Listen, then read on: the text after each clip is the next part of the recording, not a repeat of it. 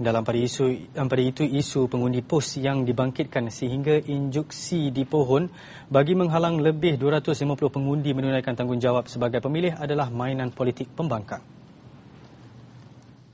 Ini bukan kali pertama kita melalui pilihan raya kecil. Kenapa bila mereka menang dan di kawasan-kawasan pilihan raya kecil yang lain, di mana ada juga pengundi pos, ada juga pengundi pihak polis, kenapa mereka tak bantah pada ketika itu? Kenapa isu pengundi hantu pula digunakan di kawasan-kawasan tertentu? Kenapa di sini isu pengundi hantu tak dibawa tetapi isu pengundi pos? Dan kalau pengundi pos pun saya nak ingatkan kepada mereka kenapa bila pilihan raya ke-12 di mana pengundi pos lebih daripada 1,000 undi memihak kepada mereka tak bantah pula. PAS sebelum ini mendakwa wujud pertindihan nama dalam senarai daftar di antara pengundi pos dan pengundi biasa. Bagi bekas tentera yang ditemui, hak memilih oleh anggota keselamatan tidak wajar dipertikaikan dan dijadikan isu. Sebagaimana pengundi lain, mereka mempunyai tanggungjawab untuk memilih pemimpin tanpa dipengaruh provokasi pihak tertentu. Tidak wajar. Itu sebab dia katakan tidak wajar. Sebab apa tidak wajar? Sebab itulah mendolak-dalikkan satu-satu politik, satu-satu isu yang tidak menasabah pada diri mereka. Jadi mana satu-satu isu yang tidak menasabah pada diri mereka mengatakan yang askar akan memberontak, yang askar akan merampas kuasa. Itu adalah dalam hati mereka sendiri yang mengatakan, tapi tidak ada. Dan sekarang pula macam-macam cerita lah tentang keburukan yang berlaku dalam kem-kem tentera. Tapi dulu tak berlaku. Sekarang macam-macam tuduhan. Yang mengatakan ada pegawai duduk di belakang lah, pegawai mengundi lah. Masa dulu, macam saya juga dalam tentera sebagai seorang pegawai. Dan kita tak ambil tahu. Terpulanglah kepada kamu, anak-anak buah kami, you nak pilih pangkas apa? Ini kertas undi, pergi ke sana, masuk dalam beg, habis itu. Seorang pejuang, memang kita seorang pejuang lah, kan?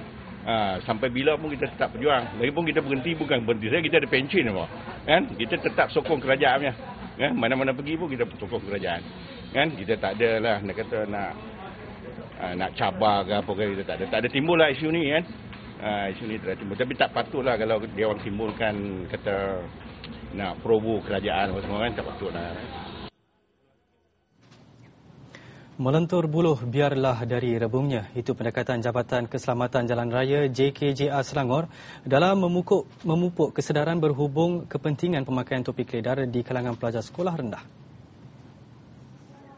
Kempen hasil kerjasama Exxon Mobil Malaysia dan JKJR ini melibatkan 300 orang pelajar sekolah rendah daripada 4 buah sekolah di sekitar Hulu Langat. Pelbagai tip keselamatan jalan raya seperti melintas jalan dengan betul dan mengenal papan tanda jalan raya turut diajar. Kita sebenarnya nak menanam ataupun memupuk budaya keselamatan, budaya mematuhi peraturan jalan raya ini daripada kecil. Supaya dibiasakan mereka ini memakai topi keledar apabila menunggang motosikal, membonceng motosikal ataupun menunggang basikal, dengan harapan apabila mereka besar nanti mereka akan terus menggunakan topi keledar apabila menunggang motosikal. Tambah beliau 70% daripada punca kemalangan adalah kerana sikap cuai pengguna jalan raya. Justru pendidikan awal penting bagi menerapkan sikap disiplin di kalangan anak-anak, terutamanya bagi isu-isu keselamatan jalan raya.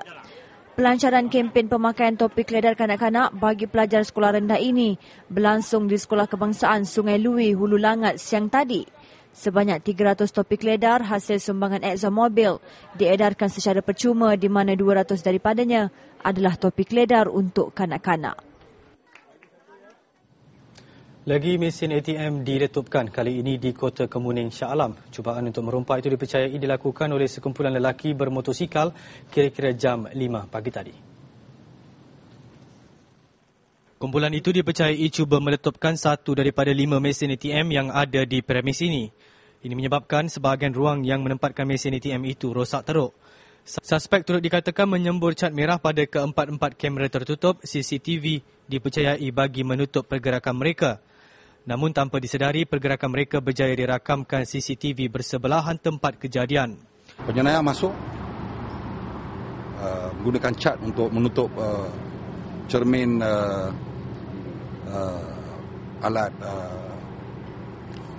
pengesan kamera lah, menggunakan cat, sembur di alat CCTV, kemudian meletupkan mesin, lari keluar dan cuba masuk balik lah untuk mendapatkan wang lah. Tapi setakat ni kita percaya penjenayah tak dapat apa-apa lah.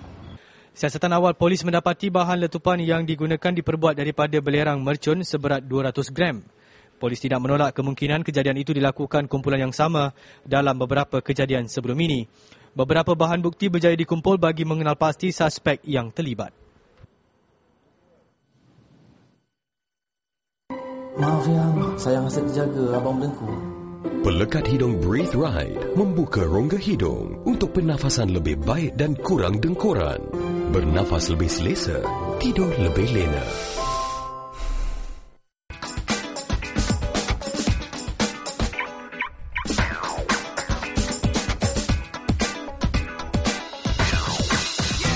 Petronas Hotcars Cool Cash kembali dengan lebih kereta dan lebih wang tunai untuk dimenangi. Kunjungi mana-mana stesen Petronas hari ini dan rebutlah peluang untuk menang dengan setiap pembelian bernilai RM20. Pasukan saya berlatih bersungguh-sungguh di dalam keadaan mencabar. Enfagrow A+ dengan lebih dari 4 kali DHA dan Triple Protection Guard dengan nutrien untuk menyokong sistem pertahanan badan. Untuk menang, kami mesti cerdas sepenuhnya. Siapa nak jadi raja dalam pementasan nanti? Baiklah, kamu. Siapa boleh jadi penyerang? Baiklah, kamu. Siapa boleh jadi pengawas hari ini? Baiklah, kamu. Janganlah asyik pakai baju baru. Kamu telah jadi kegemaran semua cikgu. Ini baju lama saya. Menakjubkan? Inilah Fab dengan magnet kotoran yang menanggalkan kotoran sambil mengekalkan keputihannya kelihatan seperti baru. Jika putih seperti baru, itu Fab. Rancangan ini dibawa oleh Lembaga Zakat Selangor. Suatu ketika dahulu, air mata jadi tanda derita. Hari ini, derita itu berarak pergi.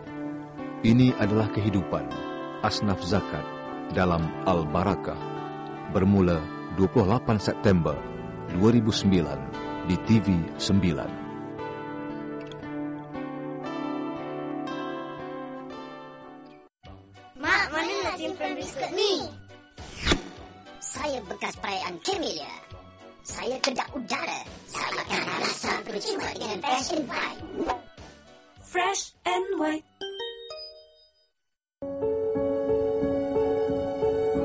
Boleh saya berkawan sampai bila-bila? Boleh saya tahu macam mana rasanya menjadi juara? Boleh saya terima kekalahan dan bangkit semula untuk berjaya? Boleh saya cari apa yang diperlukan untuk terus maju? Boleh saya memberanikan diri? Dan boleh saya... Boleh. Pergilah pemain sayang. Milo. Play more, learn more. Di seluruh dunia, 1 daripada 3 orang akan mengalami masalah gigi sensitif. Kaum wanita lebih cenderung mengalami masalah gigi sensitif disebabkan oleh faktor hormon. Golongan muda juga mengalami masalah gigi sensitif disebabkan oleh pengambilan minuman berkarbonat serta minuman sukan yang mengandungi kandungan asid yang tinggi. Memberus gigi 2 kali sehari dengan ubat gigi Sensodyne ini mampu memberi kelegaan dan perlindungan jangka panjang. Pasukan saya sungguh berdedikasi. Mereka berlatih tak kira masa, di dalam apa jua keadaan, dan mereka mengikuti strategi saya. Enfagrow A+ baru dengan lebih dari 4 kali DHA dan Triple Protection Guard. Ia mempunyai nutrien untuk menyokong sistem pertahanan badan.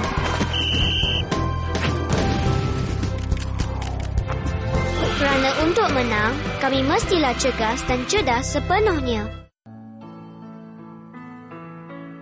AKPK membimbing saya tentang pelajaran yang paling bermakna dalam hidup.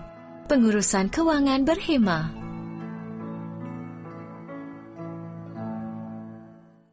Bertemu kembali. Susulan gempa bumi di Padang, Indonesia. Di samping terpaksa menerima hakikat ramai yang mungkin menjadi korban gempa, tumpuan kini kepada memulihkan semula bandar Padang. Bagi tujuan itu, kos dianggarkan mencecah $300 juta Amerika. Menurut Datuk Bandarnya Fauzi Bahar, ia sememangnya angka yang mahal. Namun pelaburan tersebut penting demi memastikan aspek keselamatan infrastruktur bangunan-bangunan di Padang lebih terjamin. Kerajaan juga katanya akan lebih berhati-hati dalam pengeluaran permit kepada kontraktor binaan. Gempa 30 September lalu meranapkan lebih 200,000 bangunan, 1,008 buah daripadanya adalah bangunan sekolah.